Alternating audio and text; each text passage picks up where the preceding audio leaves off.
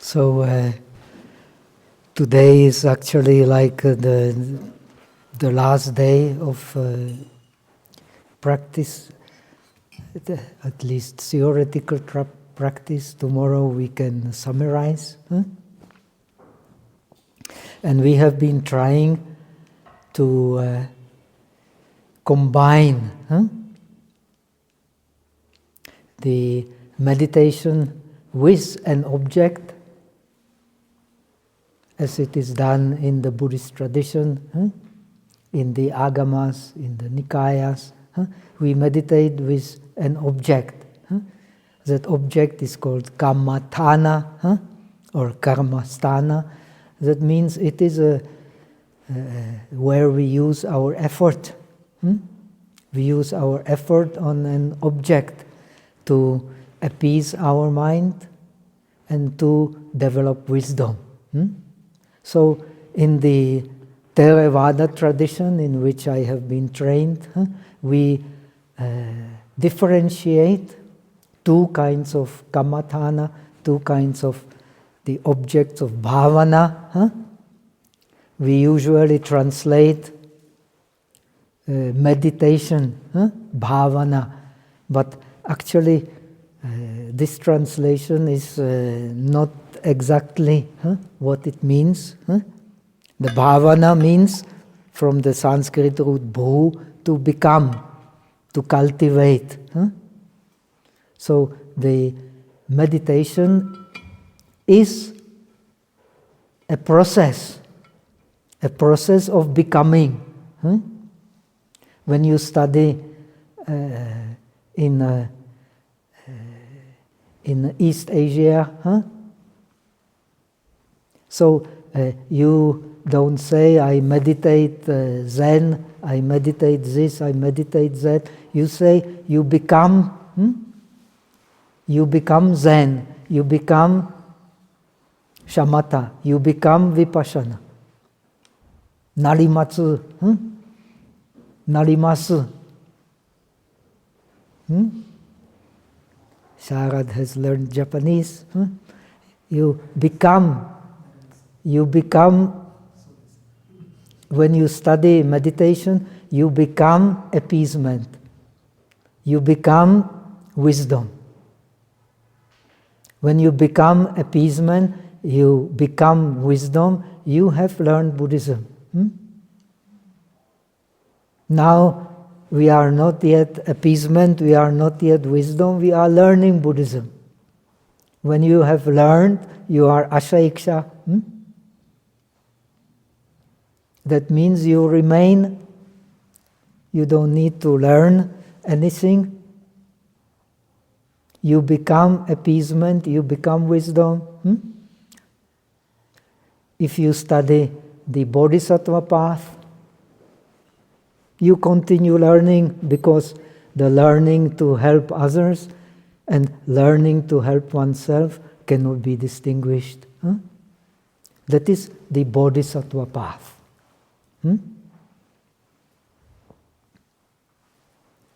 When we study the Bodhisattva path, we study how to help oneself and help others without distinguishing. If you distinguish, you are not practicing the Bodhisattva path. When we don't distinguish, we are practicing the Bodhisattva path. The Bodhisattva path is very difficult. We just say, we study Bodhisattva path, but we are not Bodhisattvas, we study the Bodhisattva path. The Bodhisattva path is very difficult. You think you are helping yourself and helping others without differentiating, but it is what you wish. Unless you have understood suchness, you only practice by wish. This is very important. Therefore, we have two types of bodhicitta, the bodhicitta by wish and the bodhicitta by practice. When you have bodhicitta by practice, you are a real bodhisattva. And when you are a real bodhisattva, So you don't really belong anywhere. You belong to the real mind. That's where this treatise we have learned starts with the mind is the Dharma. Doesn't matter whether you are in the Theravada tradition or Chinese tradition or Tibetan tradition, you're learning Buddhism, you are learning the mind. This is what this treatise says. Now, you have learning the mind, you learn to understand the mind, so you have learned the 4 stages of how the mind moves. But when you meditate, you move from the end. First, there is cessation. You don't give rise to the unwholesome thought. When the unwholesome thought comes, you don't let it continue. In this treatise, it is enlightenment. Already you are enlightened. But this enlightenment is not yet real enlightenment. But we have learned from this treatise, it is very, very wise treatise. One can study for years or years, even so it is so short. The enlightenment can only exist in regard to non-enlightenment. Non-enlightenment is only related to enlightenment to non-enlightenment. When you don't give rise to the unwholesome thought, when unwholesome thought comes, you don't let it continue. It is enlightenment, but not a real enlightenment. But the only way to enlightenment, there is no other way. Because in this treatise you have learned the Buddha is a mind, a real mind, objective mind. We are in a subjective mind because we judge. We judge, so we are in the subjective mind. But the Buddha does not judge, he just reflects like a mirror how the things are. Therefore he is called Tathagata. Tatha agata, Tathagata. He comes in suchness, goes in suchness. Coming in suchness, going in suchness means not coming, not going. Coming in suchness, going in suchness means you feeling in suchness. You are not really feeling. The Khema Sutta also says nobody can judge or know the Vedana of the Buddha because his Vedana is in suchness, so it is Vedana but not Vedana. It is perception but no perception. It is understanding but no understanding. You cannot catch the Buddha. Now we start learning, so we start learning by right differentiation. We have to have right differentiation to understand what is wisdom, right? In the Eightfold Noble Path, the right view comes first.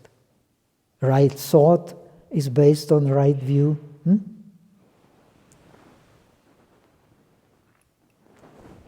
So the right way starts with wisdom.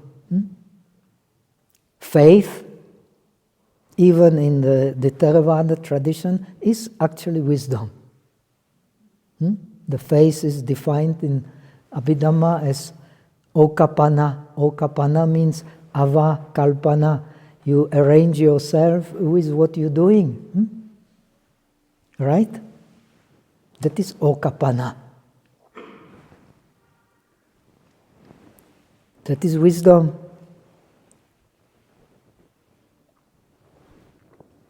We can arrange with what we're doing only when we have the right view and right thinking. Thinking is kalpana.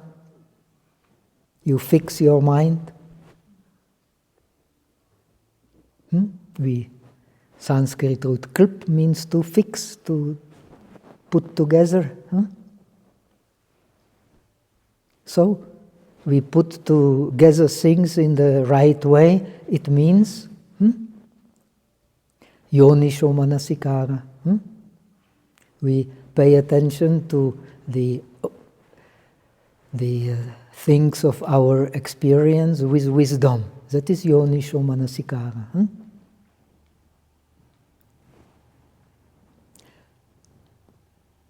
Now, in this tradition means we have learned, we are discussing the Yogacara, in this tradition means yonisho manasikara, to understand that all the objects actually arise in the mind. There is no outer object.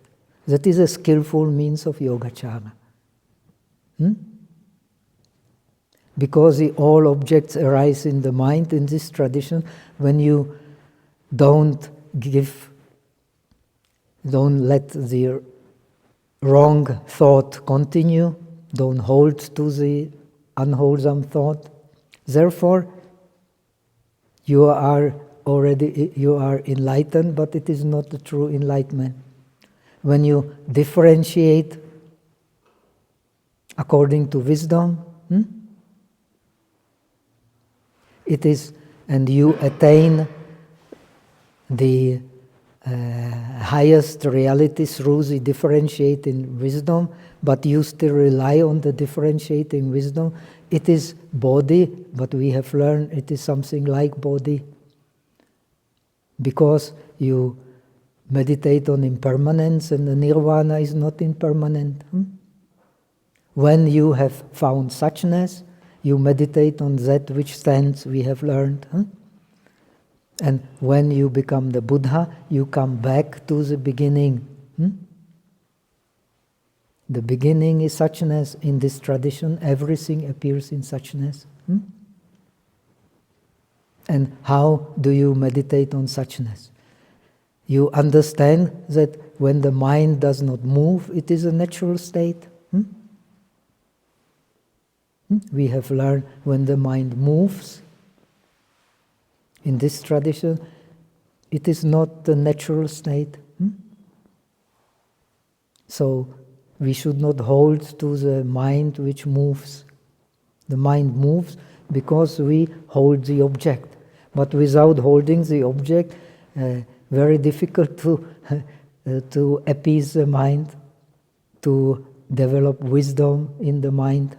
But in this tradition, this chant tradition, you can try to fix your mind and develop wisdom based on the idea that this real mind is always there, right? But it is covered by ignorance. We have learned all this. Because it is covered by ignorance, we have learned also, therefore, when the mind moves, we don't understand that it is based on the karma consciousness. When there is a karma consciousness, there is a consciousness which moves to the object. In Pali, you have a similar idea, avajana. When the mind encounters the object, when the mind encounters the object, there is avajana. In Sanskrit, avarjana consciousness. That is a subjective side. When something is seeing, then there will be something seen. When there is something seen, there is a differentiation. When there is differentiation, there is continuity. We have learned all that. When we stick to the consciousness which has continuity, we are not sticking to reality, we are sticking to the names. When we stick to the names, to the concept, we create the karma. When we create the karma, we are bound by the karma. That we have learned. So now we have only little time. In the end, the text explains how to practice. In the beginning, we differentiate. That is the non-dualistic approach. The Bodhisattva approach is a non-dualistic approach. We learn in order to understand the non-dualistic mind, we learn the paramis. That is a Bodhisattva practice.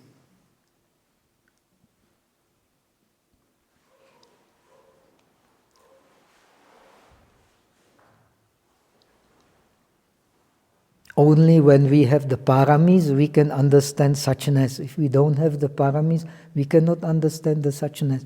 We may study Buddhist logic. It is very wonderful.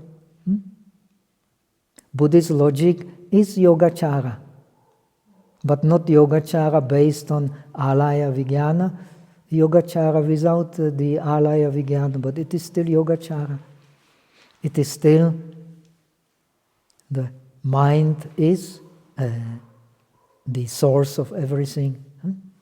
When there is no mind, nothing is there. And the mind, impermanent mind, is an illusionary mind. We penetrate the illusionary mind in order to understand what here is called the real mind. Right? And we have learned alaya consciousness is the illusionary mind and the real mind mixed together. That's what we are. And we are subjective because we gather different past experiences, so we react in a different way. Now, the practice here is to use yonisho manasikara to understand that this duality and these judgments comes from the mind itself. From which mind? From our subjective mind, not from Buddha's mind. No matter whether the Shravaka Buddha or the Bodhisattva Buddha, the Buddha's mind is not like that. The reality is what the Buddha sees, not what we see. We are deluded, we are subjective. So the Four Noble Truths, the Abhidharma Kosha explained, are not our noble truths. They are the truths of the nobles.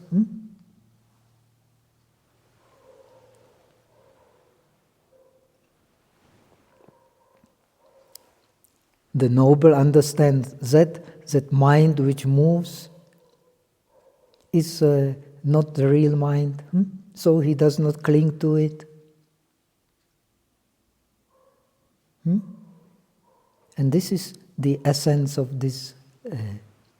So if we want not only to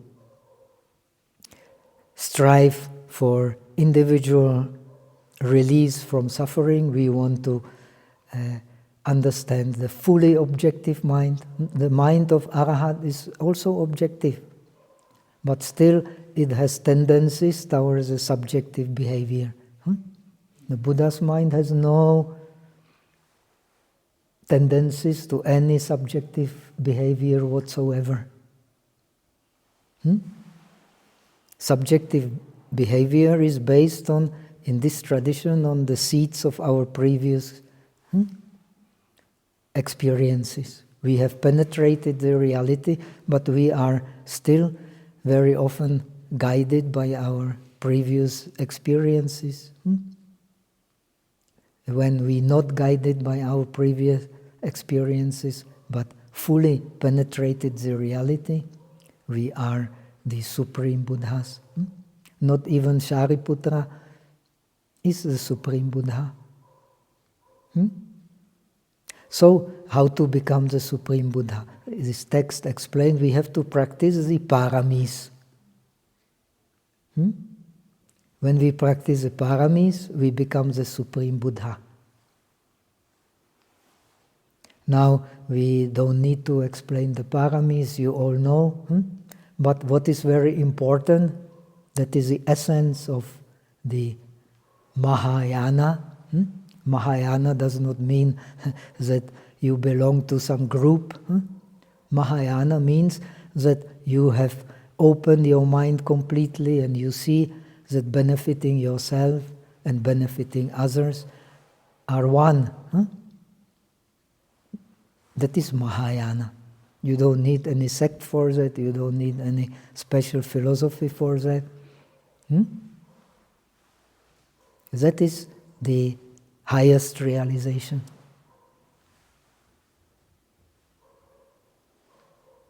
To do that, we have to have the sambhara.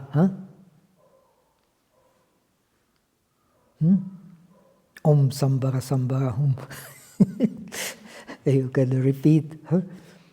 What sambhara? We need the punya sambhara and we need the jnana sambhara. So we practice paramis. Now in this tradition, in the Zen tradition, the parami of meditation, of samadhi, and the parami of wisdom, of vipassana, they are not separated. They should not be separated. Why? Because everything happens in suchness that we have learned. Why? Because everything happens in the mind, and mind is suchness.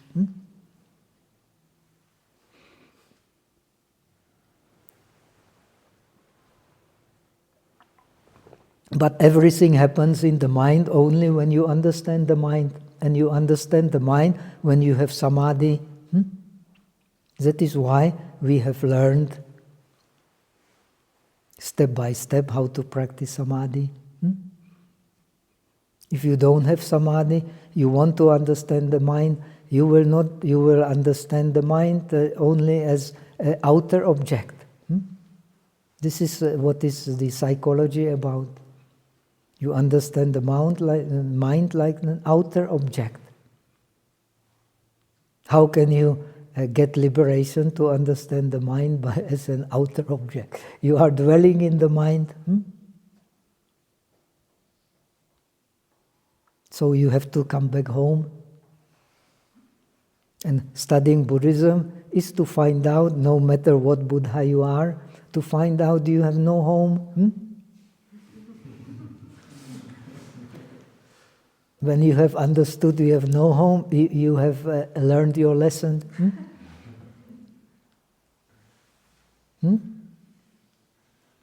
We find even in the New Testament the fox have their lair, the birds have their nest, but the son of the man has no place to rest. Finally, wisdom is very similar. Only the skillful means are very different. The mind has no place to rest. Which mind? That is to be found.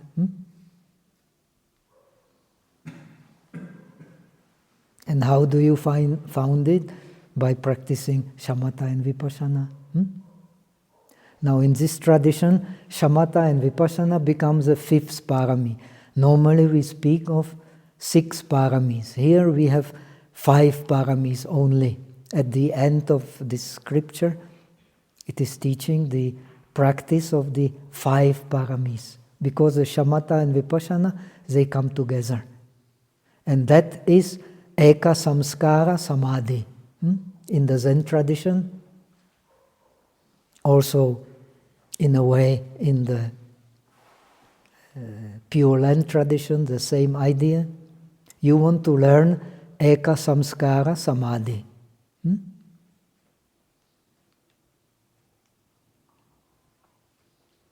Eka Samskara Samadhi means when the mind does not move, that is shamatha. When the mind moves, it is vipassana. When the mind moves, it still cannot leave the mind which does not move. Why?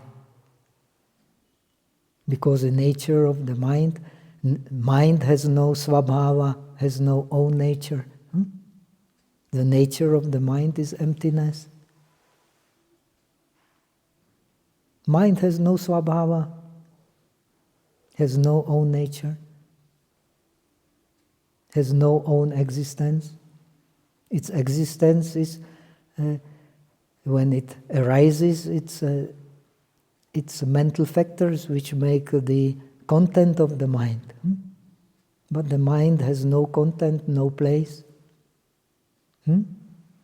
These mental factors, they have place in the mind, but the mind itself has no place. Very wonderful. It moves because it is propelled by these mental factors.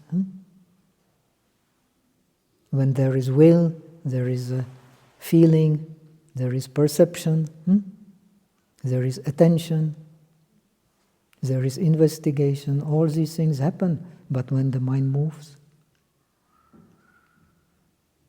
When the mind does not move, it does not happen, but it is still there.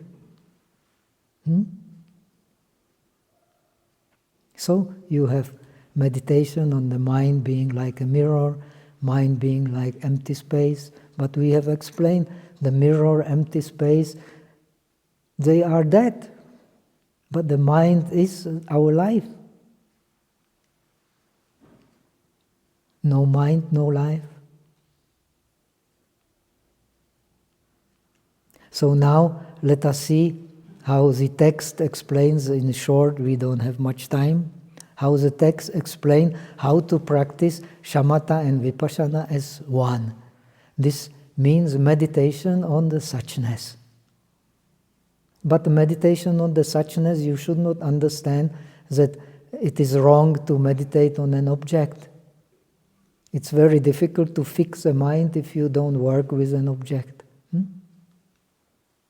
Nothing is wrong to work with the object, but if you work with an object, it is not easy to understand the Eka Samskara Samadhi, which is Zen.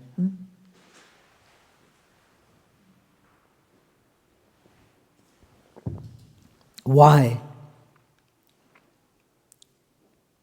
In Theravada Abhidhamma, Madhyamika explains very clearly.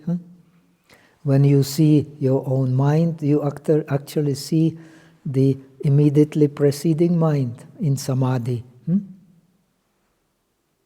You cannot see the present mind, like the knife cannot cut itself, finger cannot show itself. This is a mystery of the mind.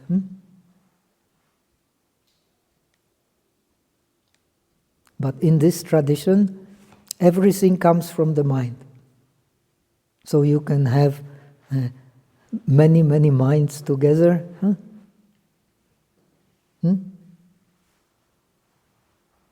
Right? Yes, I can see, I can hear. Right? I can maybe smell at the same time. There is no, in this tradition, there is no contradiction, because everything happens in the mind.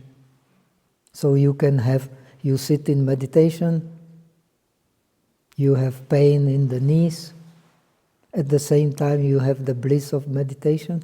They appear simultaneously. But if you look in the mind in a different way, they cannot happen simultaneously, because the speed of the mind is unthinkable. The speed of the mind, no way to measure, is unthinkable. So, in one instant you have maybe thousands of minds. Like you have a film, so you have the illusion of the movement, but it is all pictures which run very fast. Hundreds of pictures, thousands of pictures in a minute. But it is all pictures.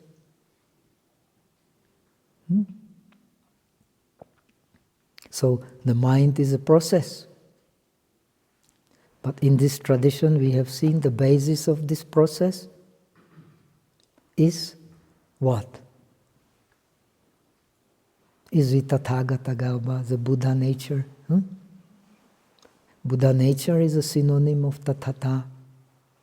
Tathata in the Buddha nature is hidden by our defilements.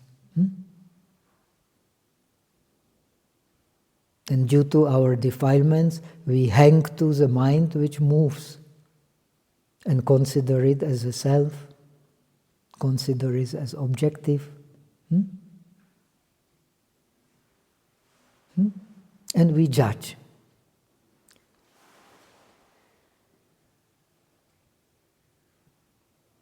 When we judge, we are judged.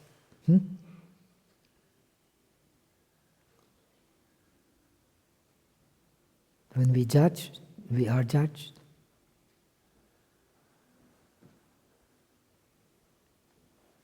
When we are judged, we are bound. Wonderful process. This is explained here in the scripture. But we are not bound according to this tradition of Yogacara. We are not bound by reality. We are bound by our concepts of reality. The reality does not bound because reality is suchness here. We are bound by our concepts of reality. That is to be understood. And these concepts of the reality is the continuity of our karmic mind. Wonderful opening. In order to break this continuity, we have to understand the meditation on the suchness. This is the essence of this treatise. In order to break the continuity of the mind, we have to have faith in suchness. So this treatise is called Ta Shen Chi Shin Lun, awakening of the faith in Mahayana.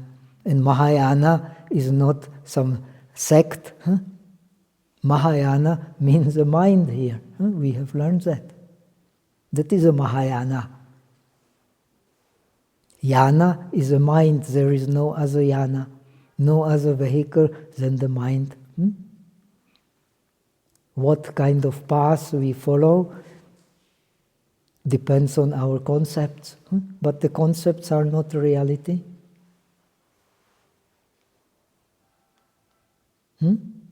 Concepts are not a reality. So, let's come to the text, otherwise time is running. Wisdom never runs. That is a problem. Time is always running. According to this treatise, wisdom never runs. Why? Because wisdom is awareness. And awareness is suchness. This is the essence of this treatise. When you become fully enlightened Buddha, awareness becomes suchness, suchness becomes awareness. We are far away from it, but when you know you are far away from it, you practice paramis to get closer and closer. And the base of the paramis is transcendental wisdom. The Nagarjuna says in the commentary to the Transcendental Wisdom Sutras, translated by Kumarajiva, we are actually practicing paramis only when on the base of transcendental wisdom. Transcendental wisdom means that this suchness, this is what we are. We are nothing else but suchness. We are in trouble, it is suchness. We have worries, it is suchness. We have fear, it is suchness. We have faith, it is suchness. We are happy, it is suchness. We are sad, it is suchness. How can you run away from suchness? The emptiness has no self-existent nature. And when there is no self-existent nature, everything can move. If something has self-existent nature, it does not move. The self-existent nature in this tradition is emptiness.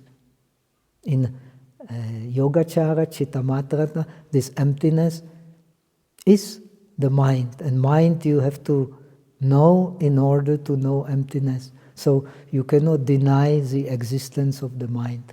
That is Yogacara. But that is still only the skillful means. The Vasubandhu also explains everything we learn in Buddhism, it is a skillful means to get the wisdom of suchness. That is the approach of the masters of the Bodhisattva path. So now we know also when we learn the Bodhisattva path, we also know that this punya and jnana does not belong to us. This is a wisdom of transcendental wisdom. In China, even the lay people, they learn the Daimon Sutra. This is a message of the Daimon Sutra.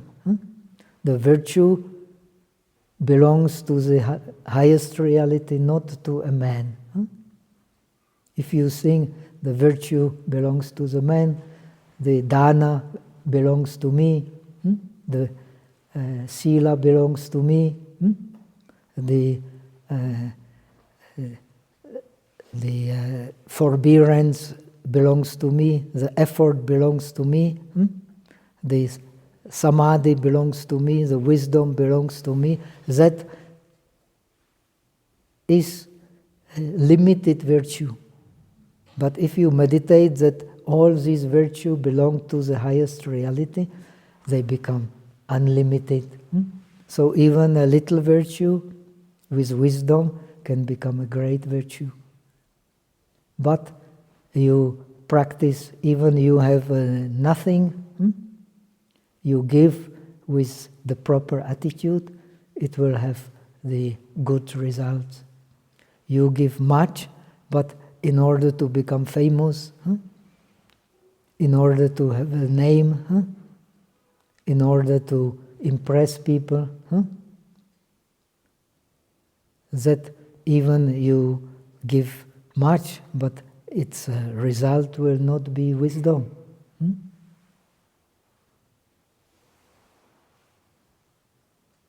That's why we learned when the Bodhidharma came to China, he was called at the court of the emperor, the Emperor Wu of Liang, very great follower of Buddhism. Hardly anyone in China, maybe except the Emperor Wu again, has done so much for Buddhism, like the Emperor Wu. But the Emperor is very, very proud. He has incredible power. He can decide between life and death. He can take a property of anyone. So he thinks he is a very great man. So he tells Bodhidharma, I have done so much for Buddhism. I have built so many monasteries, ordains let so many monks ordain. What is my merit? No merit. Self has no merit. So these paramis, they become real paramis on the base of transcendental wisdom. The merit belongs to the highest reality. This is very important message. Should be always taught in India also. Very important. All this message comes from India, but it is somehow not clear in the Arya Varta. This is the Arya message. So, let us read.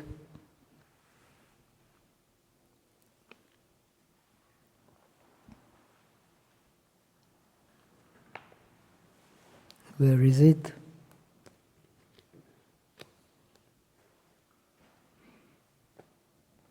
Yeah, it starts here.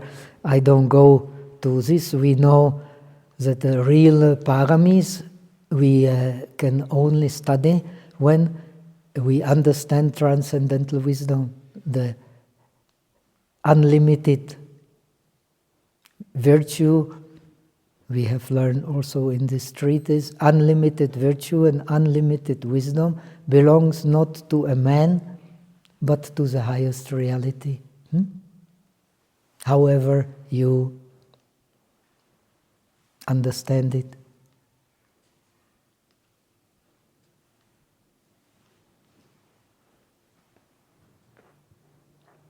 So, we know that now in this tradition, this is tradition of, especially of Chinese Buddhism, you practice the Eka Samskara Samadhi. We have explained in the morning, you have a chin now and the mind underneath. Moment by moment you have to be aware. When the mind moves, it is not a real mind, it is an illusionary mind. That is vipassana. The real mind is light which never moves. That is also vipassana.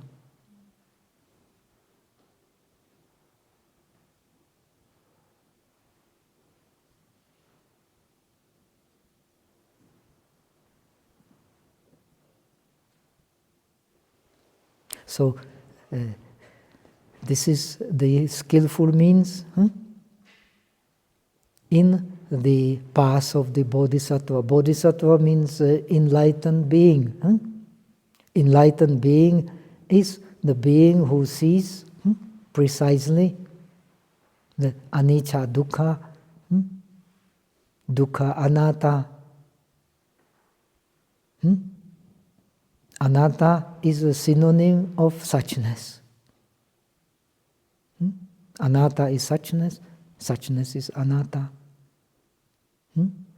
Why anatta? Because in this philosophy of non-dualism, because no self-existent nature, we have learned the same logic. Nothing in reality, nothing can arise from itself, nothing can arise from the other, nothing can arise from self and the other, and nothing can arise without causes. So it means the arising is not real.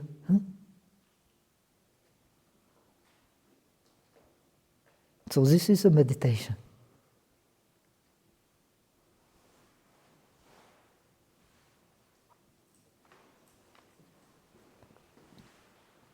This is a meditation on suchness.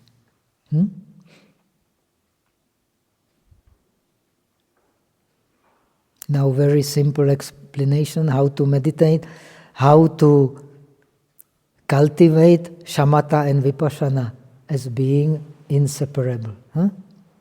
He explains that which is called shamatha in Chinese. The translation of shamatha is zhi. Zhi means to stop. This is also very significant. Who is stopping? You have to find out. One who is stopping, that is an illusionary mind.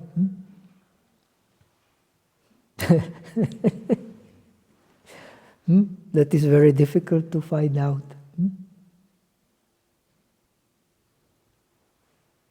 Why? Everything is movement. We are only process. The body is moving, the mind is moving, the speech is moving. Everything is movement.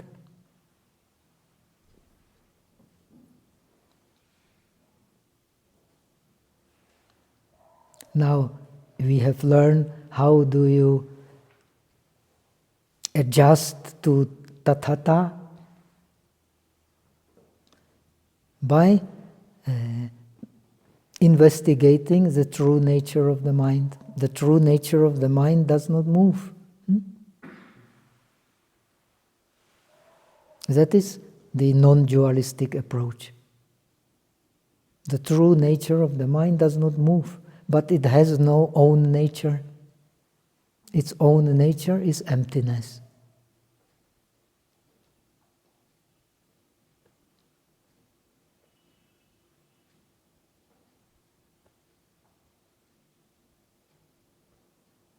This is Yogacara.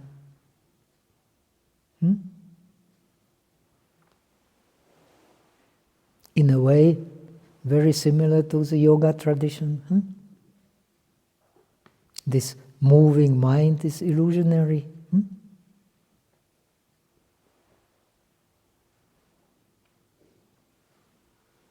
But it does not mean that there is a self which you can grasp.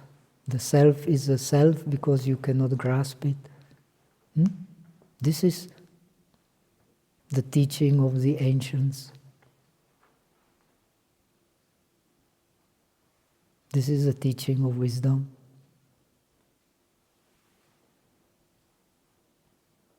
So, what is called shamatha in Chinese, what is called stopping?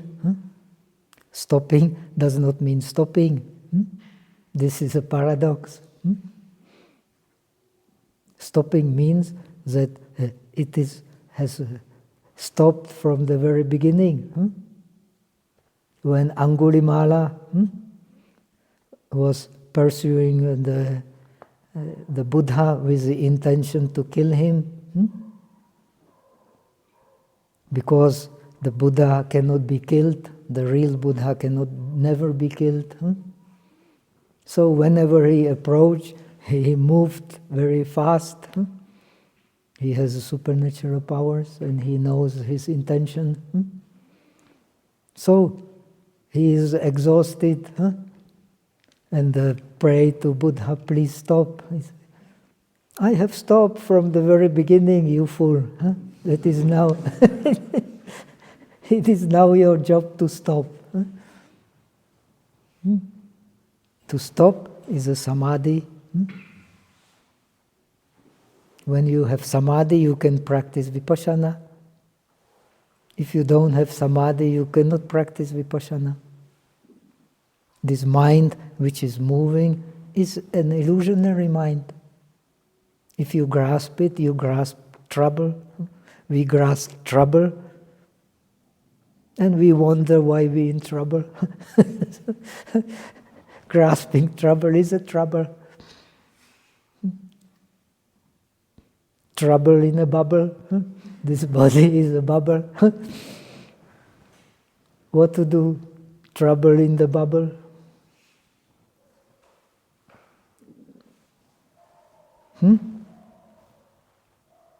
So,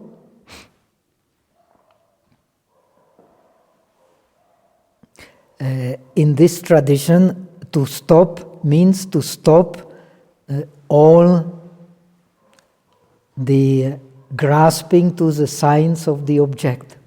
That means to stop.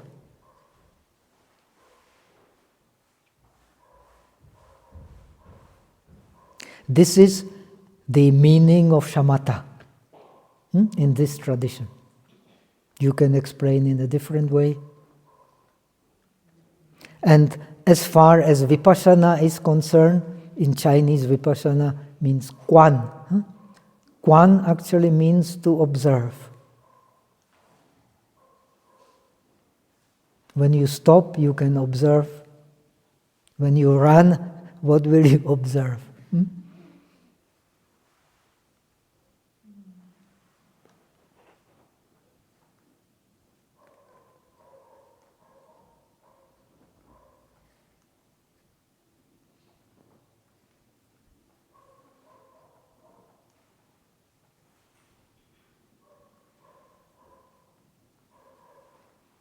So, what we call vipassana, it means the understanding that each and every sign that appears in our mind is due to causes and conditions.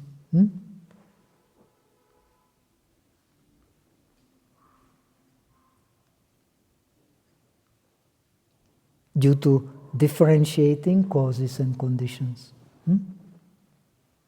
That is a non-dualistic approach.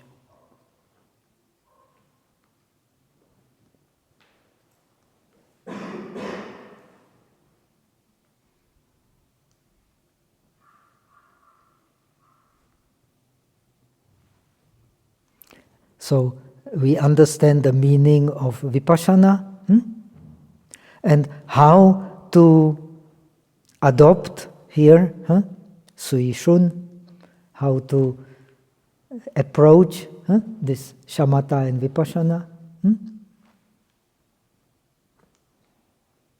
Anulomiki bhava. How to come in harmony with shamatha and vipassana.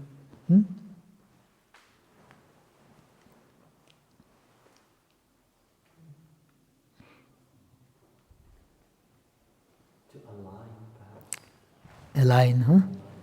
Okay.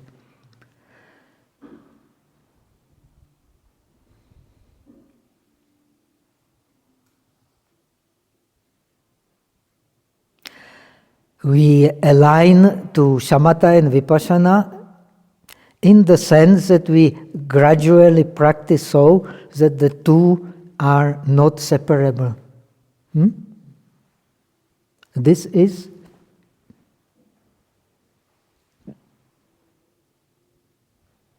the meditation on the suchness. You cannot leave the suchness.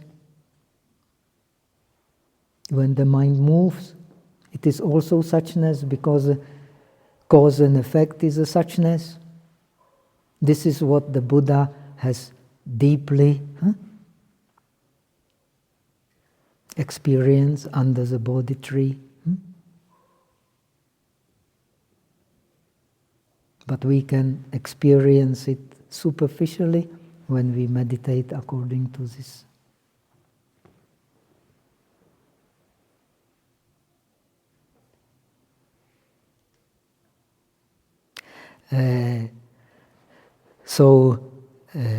The both then are always in front of our mind. Even so the mind moves, the suchness is there. When the mind does not move, the suchness is also there. Abhidharma Samuccaya explains, when you meditate on tathata, that is shamatha. When you meditate on citta matrata, that is vipassana. All these objects, signs of object, perceptions, feelings, they appear in the mind only. No way to leave the mind. So, you have learned the mind is a dharma. You have no way to leave the dharma. You are depressed, you are still in dharma. It is a cause and effect. You are very happy, it is still the dharma. It is cause and effect. You are afraid, it's still a dharma. It is cause and effect. You are dreaming, it's also cause and effect. You are enlightened, it's also cause and effect.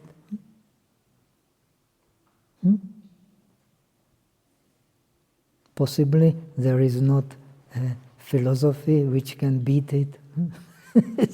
This is unbeatable. Therefore, no matter what kind of Buddhism we learn, this logic of Nagarjuna is unbeatable. No one can break it.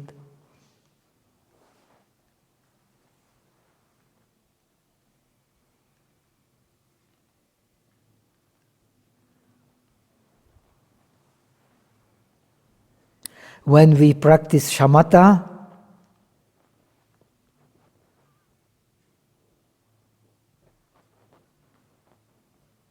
we have learned, we sit in the proper posture. The proper posture is the kaya viveka. We can isolate the mind from the monkey mind. Monkey mind always runs to the object and grasps the object.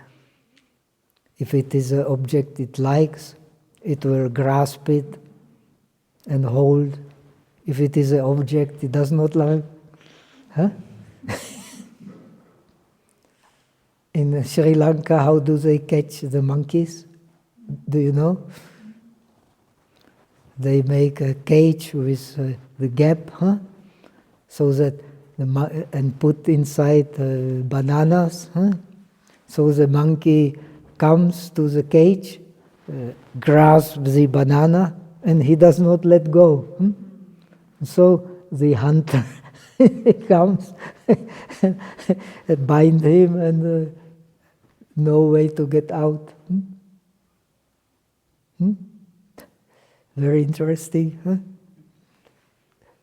Our mind always catching bananas.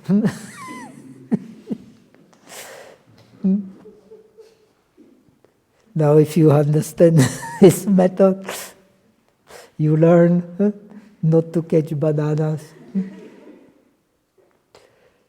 Once you catch, you will be caught. This is awareness.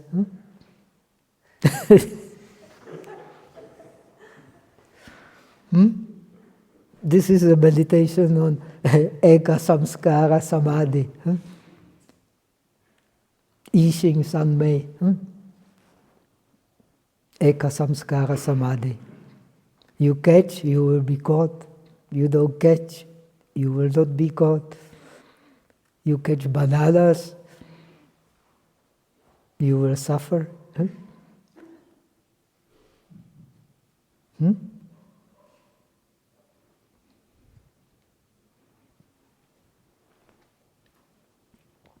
So, in order to relax, we have to learn asana, stiram sukham, to sit stable and comfortable. Then you can let go. When you let go, according to the scripture, you don't rely on breath, you don't rely on any form, you don't rely on emptiness, you don't rely on the four elements, you don't rely on what you see, what you smell, what you feel by touch.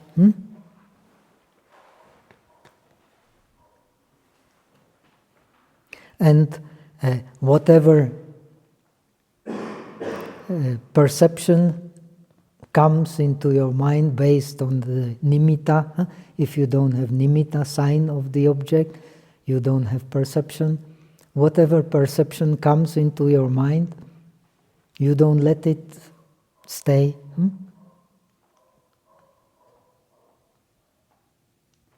That is Zen. But it is very difficult. First you have to learn to stabilize your mind. If you have not stabilized your mind, then how can you learn this samadhi of suchness? So even the wise Chan masters, like Master Shenyan in Taiwan. He first teaches the meditation on the breath, then he teaches this meditation of the suchness. This is a proper way. What kind of meditation of suchness you can have if you or your mind always running after outer objects? That is not possible.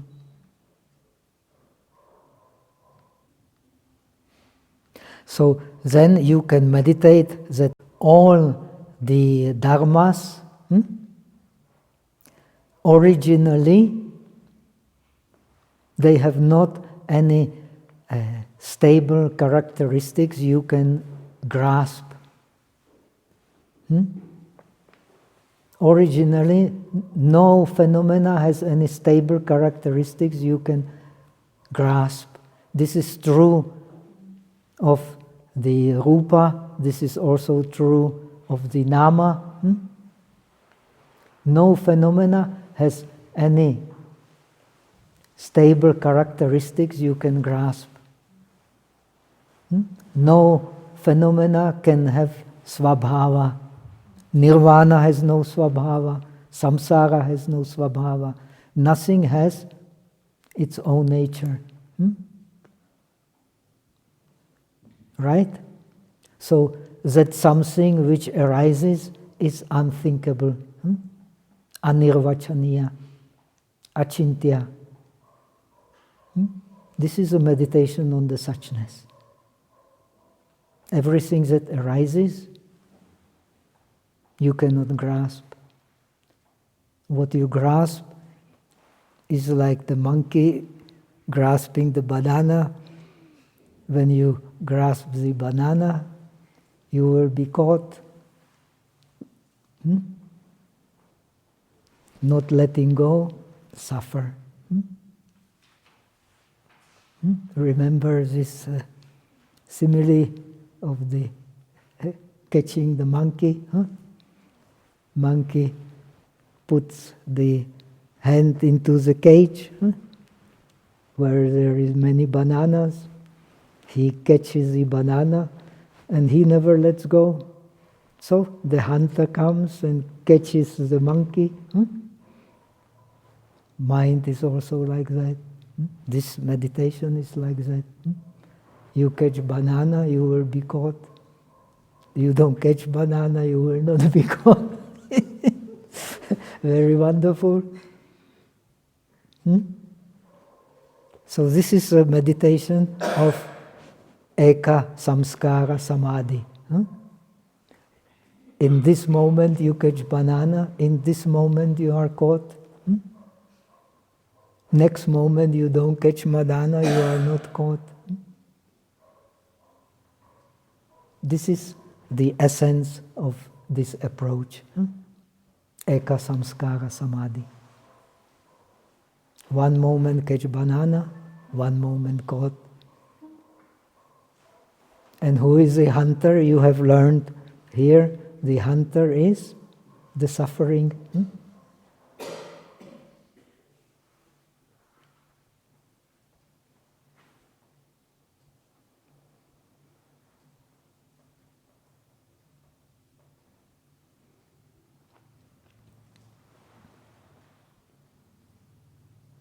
So that mind which has no any sign to grasp, it does not appear in every moment, it does not cease in every moment.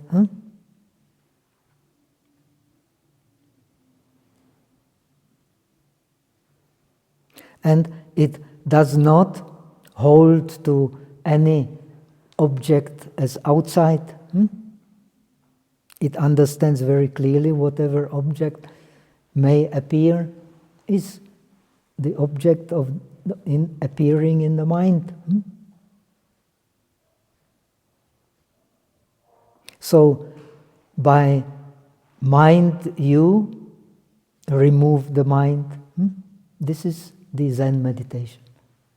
By mind you remove the mind because you understand everything is the mind. Two monks were arguing, according to the Platform Sutra of Huineng, if the wind is moving or the flag is moving. What is the solution? Your mind is moving, says Huineng.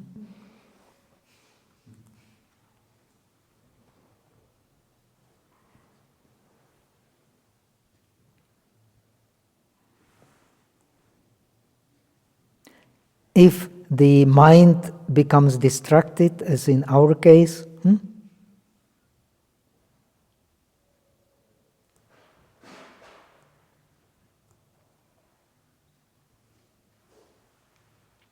then the next moment you have to practice samasati.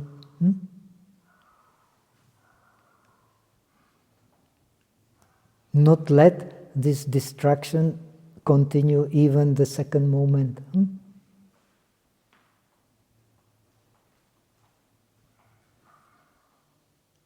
Knowing that this distraction is nothing but the mind itself.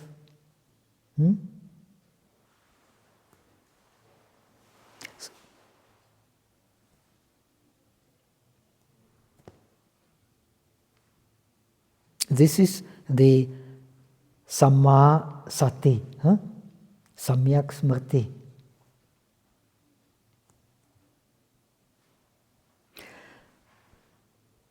So then you become more and more clear that everything is just mind, the outer gochara, the outer field, is not simply there. Why? Because you are in Eka Samskara Samadhi, Samadhi of one moment. Because all we experience that can be hold is samskrita, is put together. Put together by whom? By mind again. Which mind? Which is samskrita? But the nature of the mind is not samskrita. This is a transcendental wisdom. Samskrita means put together. Who puts it together? In this tradition, your subjective thought, which comes from the karmic aspect of the thinking, which is always subjective. So, going to the state of Buddhahood is explained as going back to the beginning. In the beginning, from the very beginning, the mind was suchness.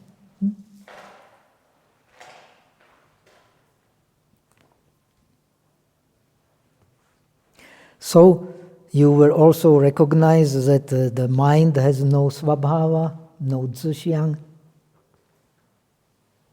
and it cannot be grasped moment by moment. This is Eka Samskara Samadhi. This mind you cannot grasp moment by moment, no way to grasp the mind.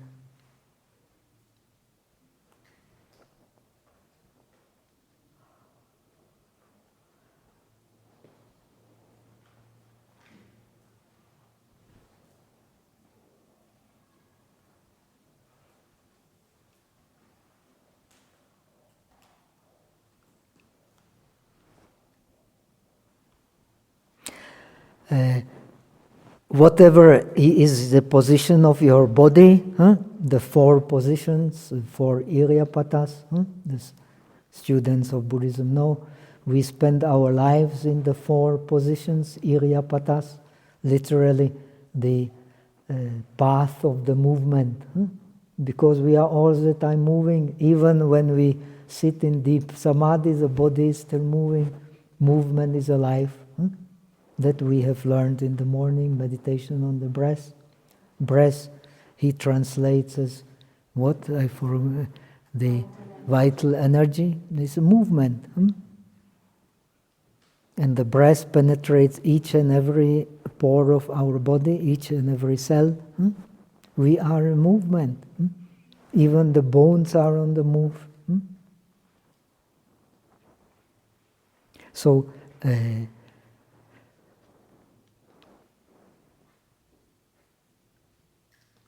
so this is your Fampian, this is your skillful means, moment by moment. Be aware that you cannot leave the suchness because the mind has no own nature.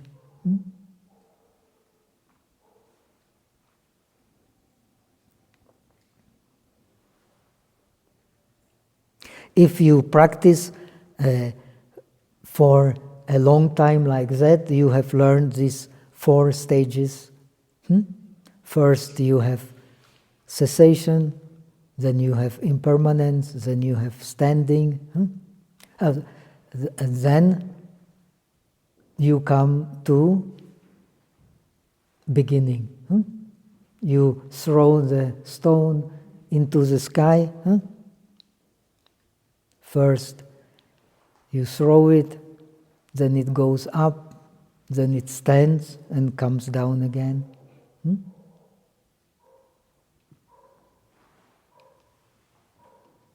This standing is very short.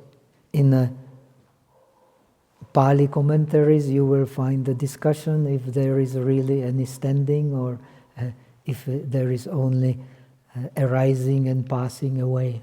Standing is not clear. But this is a mystery of the mind. The real nature of the mind is standing, but it is not clear.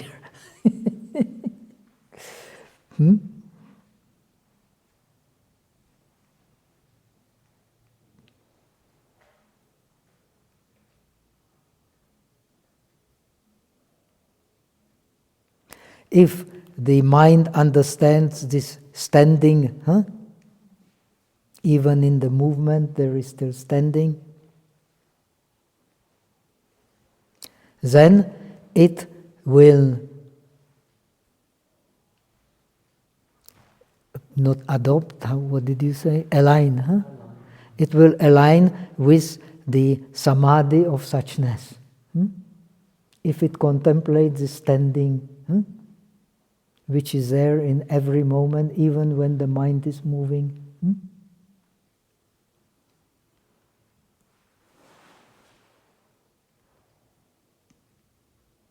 And this samadhi of suchness will deepen your faith. This treatise is called Awakening of Faith in Mahayana.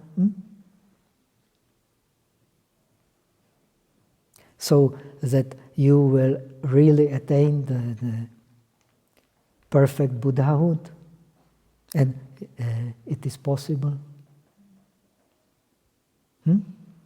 This is the faith in the Mahayana, faith in the mind. We have learned in the beginning, the yana is a mind. That is a Mahayana. There is no other Mahayana than the yana of the mind. The mind is great, but we see it very small because we hold to the object. We have explained, the Lankavatara Sutra says, we see the object as outside because we hang to the mind. If we don't hang to the mind, we don't see any object as outside. That is Chittamatrata.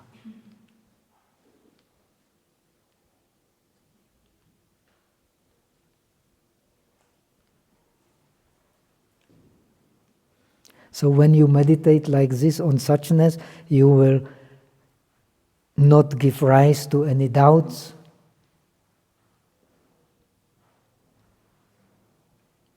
You will not rely on some blind faith.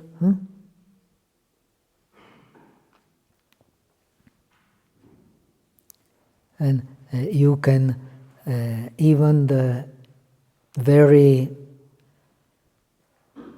great sins can be removed very quickly if you meditate on the suchness.